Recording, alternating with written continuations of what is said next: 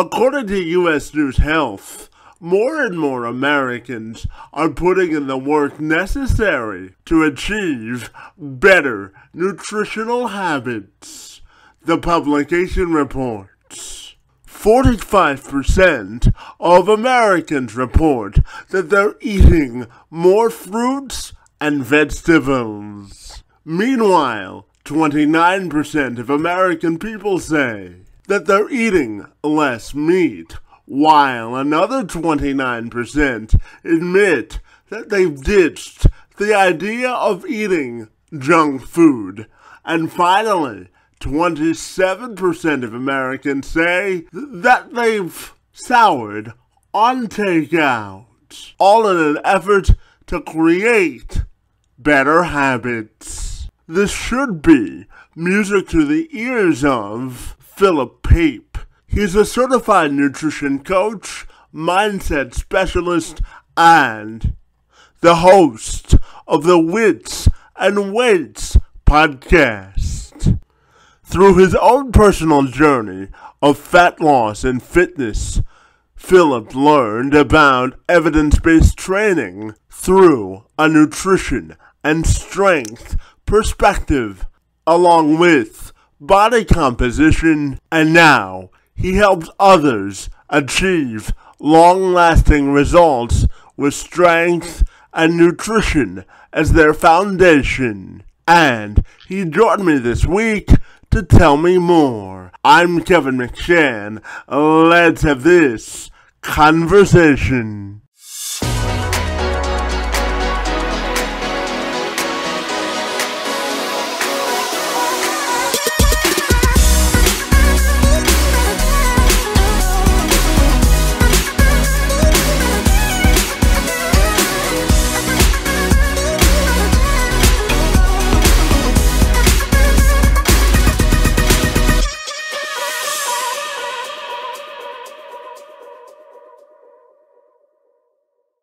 Philip, if you're ready, I'll take a moment to welcome you to the program, and I'm super excited to talk to you this afternoon about good nutrition, my friend. Great to see you, and thank you for a few minutes.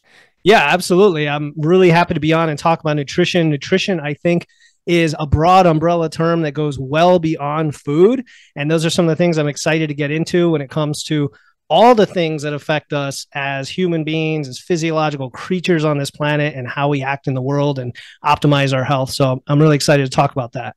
Yeah, absolutely. So I'll start our conversation with a wide-ranging question, Philip, and just simply ask you, what does it mean to you to optimize your nutritional health? To optimize your nutritional health. So when I think of optimize, I think of making things as good as they can be, but not only that, doing it with a sustainable approach that requires very little effort to keep it going. So I think a lot of people's approach to nutrition and fitness is short term, right? I have this goal, I have this event, I want to lose weight, I want six-pack abs, I want to fix my relationship with food, whatever it is, and it's short term, and we think of dieting or nutrition as a dial that we turn to get to that goal. I want people instead to think about it as a lifelong pursuit, as a shift in your lifestyle, a shift in your mindset, so that whatever you're doing 6 months from now toward your health is something you can do 6 years and 60 years from now that will continue toward better health. So to me, that's what optimum means. You know, from an engineering background, I like to think of it that way, of getting your system going and getting past that initial momentum, putting something in place that's sustainable. Yeah, absolutely. And Philip, tell me, you know, I'm a big believer in diversity of perspective and a diversity of having a different outlook on a wide variety of things. So when we talk about having diversity in good nutrition in terms of having good balance from a nutritional perspective, what do you think of? Yeah, balance is a really important word. And again, not just with food, but balance in our lives in terms of all of the stress that we put on ourselves. And by stress, I mean not just stress with work and with family and life, but I mean, how much sleep are you getting? How are you training? How are you recovering between training? Are you eating enough, frequently throughout the day? Are you eating the right macronutrient balance, the right amount of micros, and so on? So I don't subscribe to specific diets. When I work with clients or when I talk to people on my podcast, it's really about how are we getting ourselves into the most balanced state of our hormones, our gut health, our metabolism, so that then we can pursue whatever goal we're going after from the healthiest starting point. So if we can get into specifics beyond that, like if you wanted to get into nutritional diversity, macronutrients, micronutrients, we could do that too. Yeah, let's dive into that. What are the differences between those sort of trio of topics that you brought up? Sure. Yeah. So starting from just the food side, I think we often think of getting to our goal by cutting calories or by following a specific diet where we're expected to restrict foods or food groups. And then we lose a bunch of weight. And then we say, okay, how do I maintain my weight for the long term? Do I keep eating this way in this restrictive way, or do I just eat it all back, or what? So if we can establish a balance between protein, carbs, and fats that makes sense for any goal, and know why we're doing that, we don't have to restrict foods. We can have a flexible diet. We can incorporate treats. We can incorporate indulgences. We can go out to dinner on the weekends. We can travel, all of these things. And if you want to get into specifics, I think it starts with protein. I think most people get way less protein than they need. And the reason protein is important is because it helps us build muscle and it helps us preserve muscle. And every time you diet, Kevin, and this goes for everybody on the planet who's dieted multiple times, every time you diet, the weight that you lose takes some fat with it, but it also takes some muscle with it. And then when you gain the weight back, you gain mostly fat. So you're constantly losing muscle as you get older and older and older. And this is what leads to things like frailty in older age and sarcopenia, osteopenia, all of these diseases of aging and so on. So I'm kind of going off on a tangent, but this is why protein is so important to keep high enough in your diet. The other macronutrients are also important, fat and carbs. Carbs, I think, have had a bad rap for many years with things like the keto diet.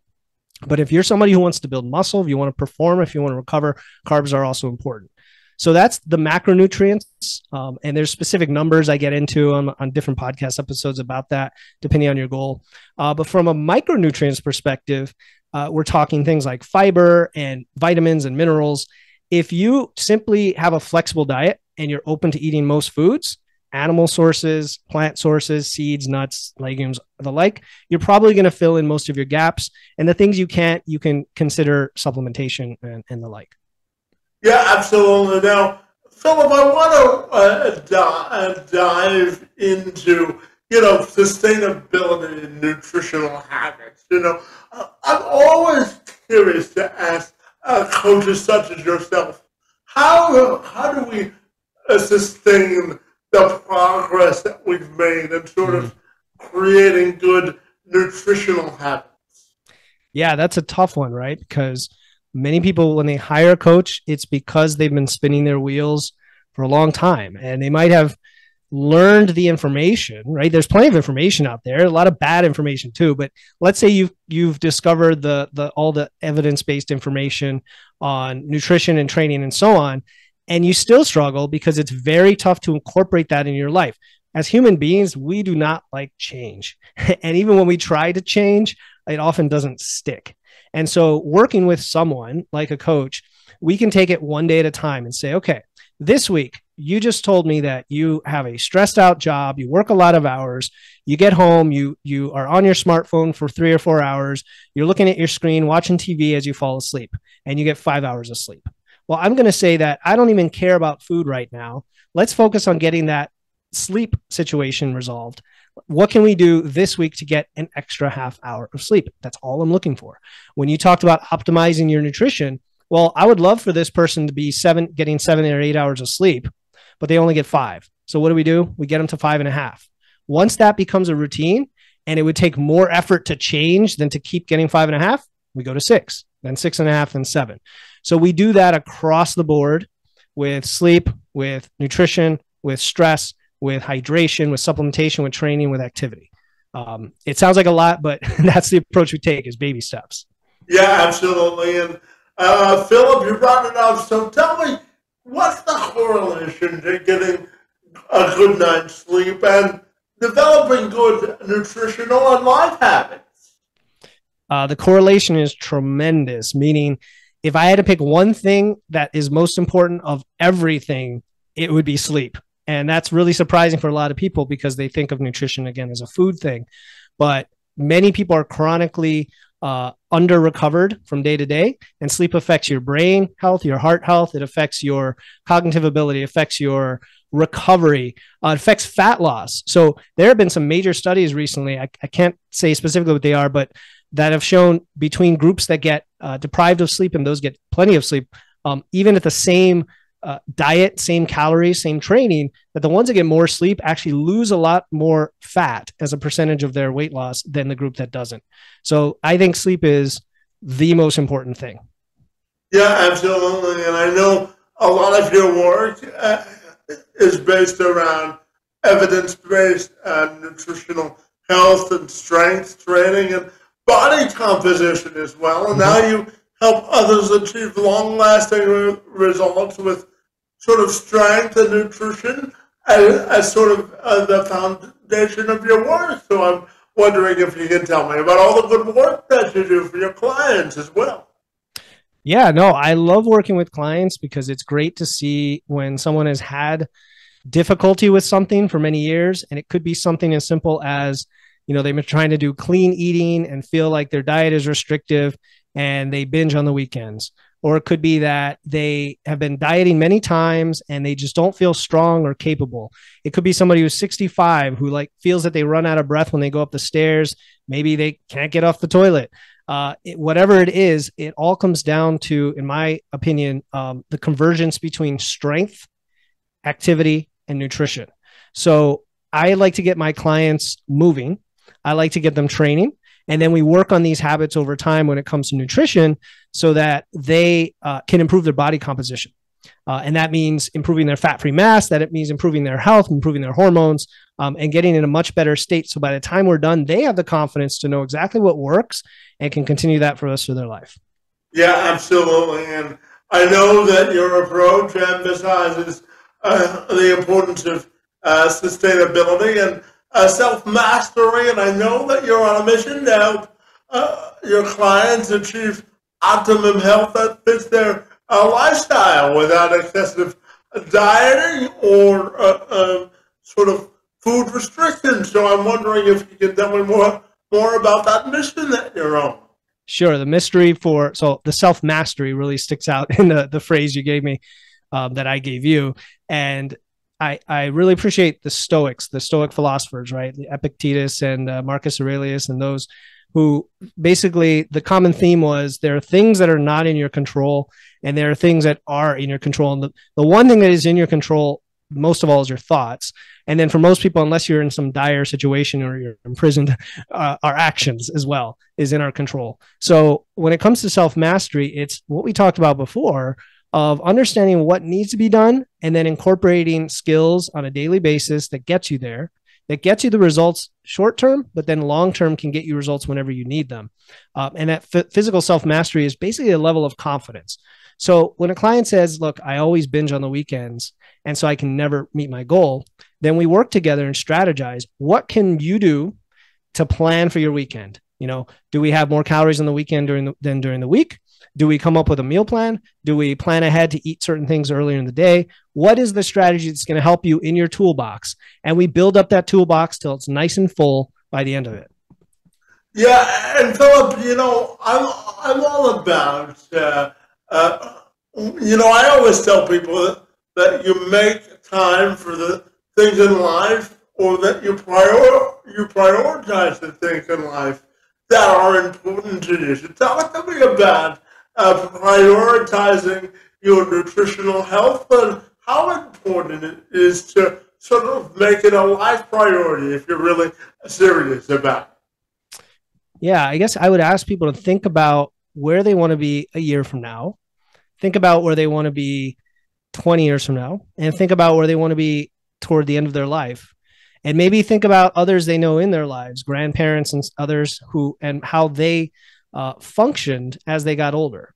And I think most people would say, I want to live a long life and I want the last years of my life to be high quality. I mean, me personally, I want to be active, moving around, strong, functional, fit to the day I die. And then I just want to drop dead. Like that's the way I want to do it. I think most people do.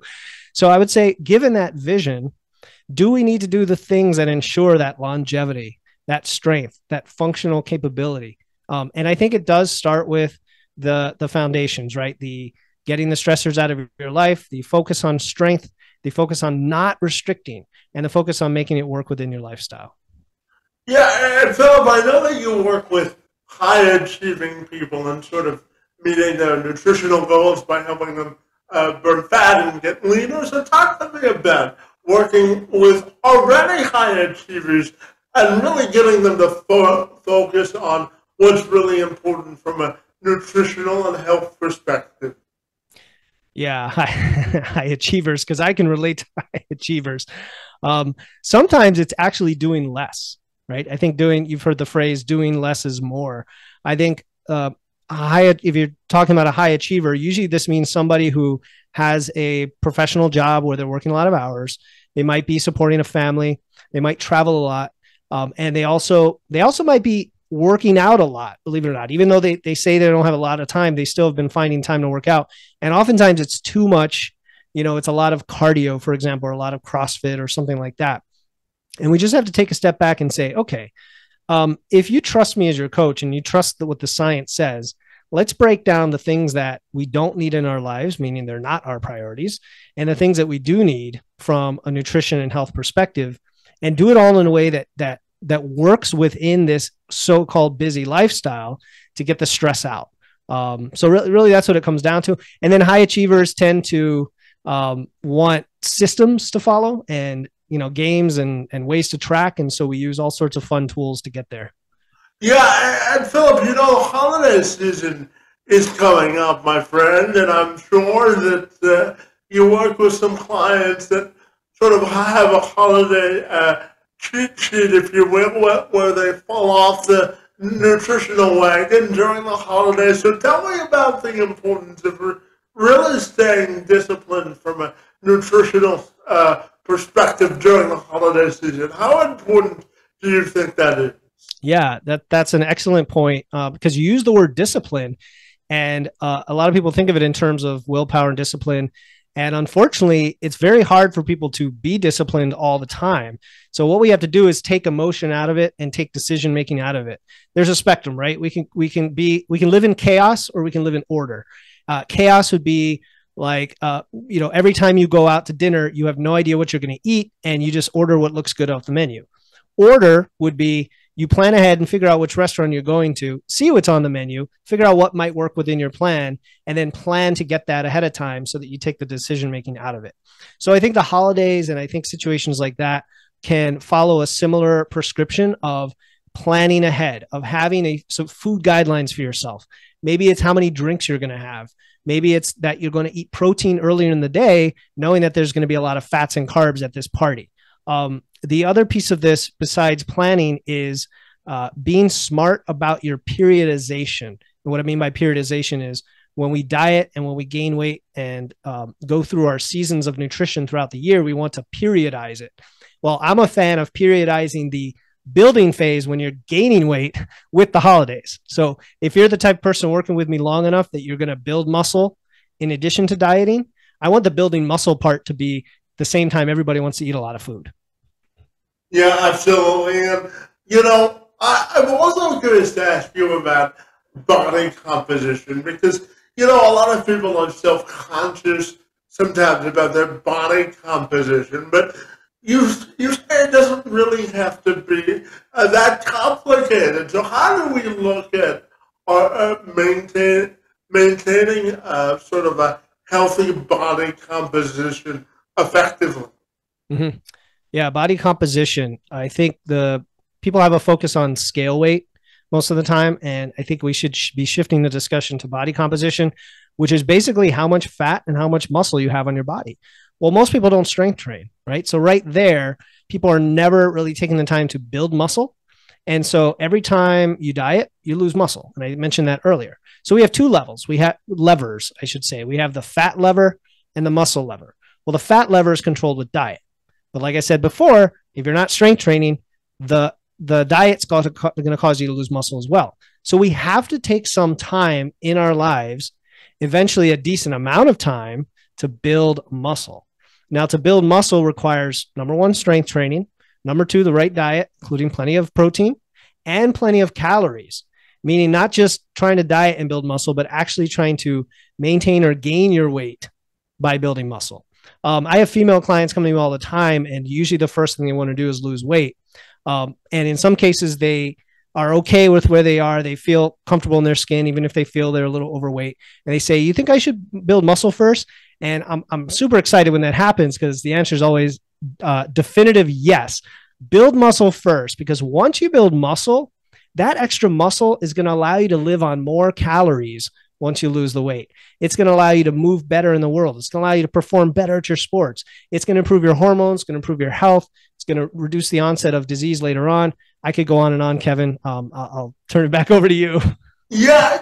So I'll follow up with this based on our continuing conversation. How do you think we can establish a healthier relationship with food? Okay, so relationship with food is often a very emotional thing for people for a variety of reasons. Some people have trigger foods that are almost an addiction, so to speak. We also know that the food supply, the Western world and the food environment that we have creates many, many, many processed foods that are around us all the time that are designed to make us want to eat them, right? So they're highly palatable. They are highly calorie dense. They're highly processed, so they digest easily.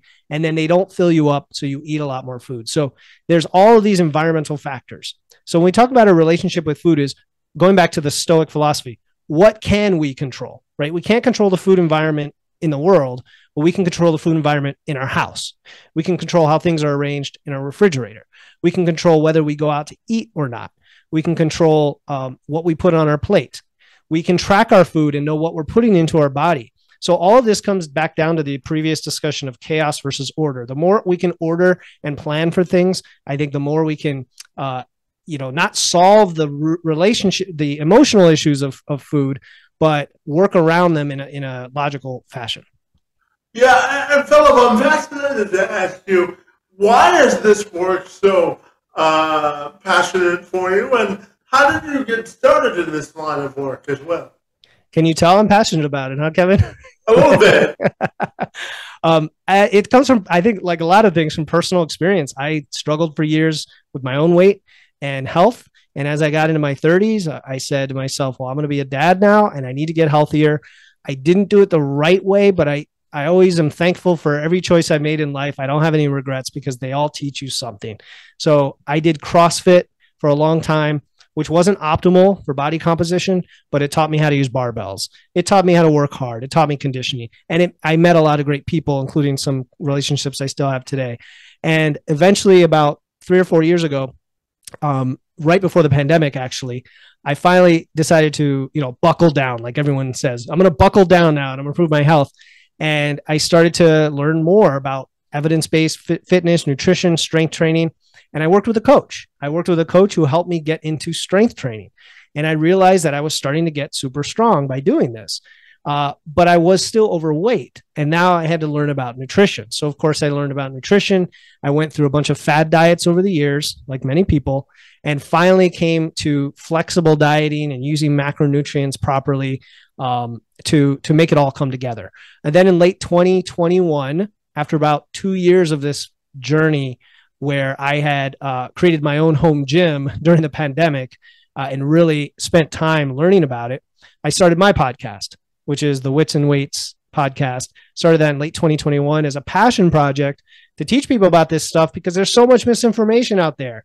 And guys like you bring experts and people on to share the information with the world. And I think that it spreads, it impacts people's lives. And then finally, somebody gave me the idea that I might be an okay coach. And so I decided to go that route and start working with people as a coach. Yeah, you always have to follow the passions in life that lead you to prosperity, don't you? Yeah, absolutely. And you never know when they're going to come. Hey, Yeah, and Philip, you brought up a term that piqued my interest, so I'm going to follow on by asking you to dive a little bit deeper in the term, into the term flexible flexible dieting, and what you mean by that. Okay, yeah, flexible dieting. It's actually a term that's used out there. Folks like Alan Aragon are some of the best experts to seek out if you're interested in reading more. He actually wrote a book that just came out this year called Flexible Dieting, but the concept has been around a long time. Some people might know its roots in if it fits your macros, which was the concept that if you have the right protein, fat, and carbs, you could eat anything as long as they fit your macros. Flexible dieting takes that to the next step of, yeah, you can do that, but also make sure you eat things that make you feel good and serve your goals. And, don't go crazy on processed foods. Maybe allow for 10 to 20% processed foods, and the rest are more whole foods that are less processed. Because at the end of the day, we don't just care about the macros. We also care about saturated fat. We care about our health. We care about optimizing all these things. So flexible dieting is essentially understanding your macronutrients, what levels they need to be at, and then what foods you can choose that meet those macros. Yeah, absolutely. And, Philip, I am going to share just a little bit about myself. So I was born with cerebral palsy, and the type of cerebral palsy I have is called spastic quadriplegia cerebral palsy. It simply means that I don't have enough oxygen in my legs to walk normally. And one of the tenets that I live my life by is always active, because one of the side effects of my disability is that my muscles contract faster than most people. So if I don't use them, I lose them, right? You know all about that. So tell me, because I truly believe and live my life through a prism of the saying, always active. So tell me how important the correlation is between sort of regular exercise and developing good nutritional habits. Yeah, I think activity is almost a matter of life and death, to be honest. I think people who sit around all day and are sedentary, there's a clear correlation between that and increased risk of all-cause mortality. It increased diabetes and pre-diabetes, heart disease, and all of these other things. Now, that could be because people who are not active are also not using proper nutrition, all these other things, and it's correlational. But I think there's a causal impact between activity and health. And by activity, we don't mean you have to be playing sports or running all day. It simply means getting up and moving around as much as you're able to. So if you have a desk job, for example, that's walking, getting up and taking a break. It could be even when you're sitting, just fidgeting. It could be parking farther from the store, taking the stairs. All of the things we hear about, but they're extremely important. So if you're listening to this and you wonder if you're getting the right level of activity, go ahead and track it. Use a step tracker, use a wearable, use your phone, and aim for more than you had last week. That's what I'm going to say, right? We're talking about optimizing our health, not being perfect. If you currently get 3,000 steps, aim for 5,000. If you get 5, aim for 7, and so on. I would say the optimal number is somewhere between 8 and 10 or higher. But yeah, activity is an extremely important pillar of nutrition. Yeah, and you also tell people that it's important and you can get leaner by eating more food. So tell me all about the philosophy and perspective there as well. Yeah, I mean, when we talk about how much food you eat, it has to do with whether you're trying to gain or lose weight. So if you're trying to maintain weight, you have to eat as much food as you burn, right? You have to eat as many calories as you burn. Well, if you add muscle to your frame, you're going to burn more calories. That's just supported by the evidence that if you took two people of the same size and weight, the one that had a leaner composition, meaning more fat, more of the percentage of tissue is fat, is actually going to burn more calories every day. Furthermore, if you are working on building muscle most of the year, let's say 6 months out of the year, you're building muscle, 3 months out of the year, you're dieting, you're actually spending quite a bit of time eating a lot of food to build that muscle. So on the whole, you end up eating far more than the average person and yet remaining lean and still reaching your goals. Yeah, absolutely. And Philip, tell me about the Wits Weights Podcast. I want what it's all about and the message behind the endeavor, my friend. Yeah, sure. On the it's called Wits and Weights, Strength and Nutrition for Skeptics. because I think we're all skeptics at heart, especially of the fitness industry. And we all want information and we want to understand what works and what doesn't.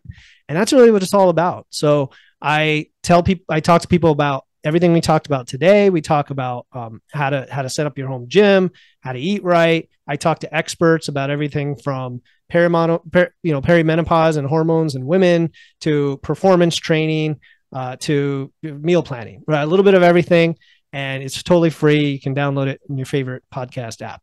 Yeah, absolutely. And, Philip, my final question for you this afternoon has to do with your own personal and professional legacy, my friend, and how you want that to be defined. Oh, that's a serious question, Kevin. Personal and professional legacy. So my personal legacy is going to be simple. I think if my daughters are proud of me, I would have done my job on this earth. I have 2 daughters, they're 8 and 10, and they look up to me. My wife as well, of course. If they're proud of what I do and want to follow my footsteps, then I've satisfied my personal legacy as far as I'm concerned. Professionally, I want to make a huge impact. It doesn't mean I have to, be a multimillionaire with a giant company. It could be getting the information to as many lives as possible, whether it's through coaching, the podcast, or person on the street. And if I can help people get the results that they're looking for and improve their life in one way or 2 ways, if they listen to your podcast here and they get an aha moment from what I've just told them that changes their life, I'm a happy guy, and they're going to tell others, and that's going to have an impact. Yeah, absolutely. And Philip, finally tell me, if people want to get connected with you, buddy, what's the best way they can do that? I'd go to my website, witsandweights.com.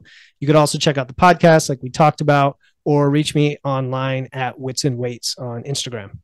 Fantastic. Well, Philip, I have to tell you, as someone who wants to really maximize their personal health and fitness potential, I really enjoyed our conversation about optimizing our nutritional health this afternoon. Your work in the space and time on my behalf is most appreciated, and I want to thank you for being here this afternoon.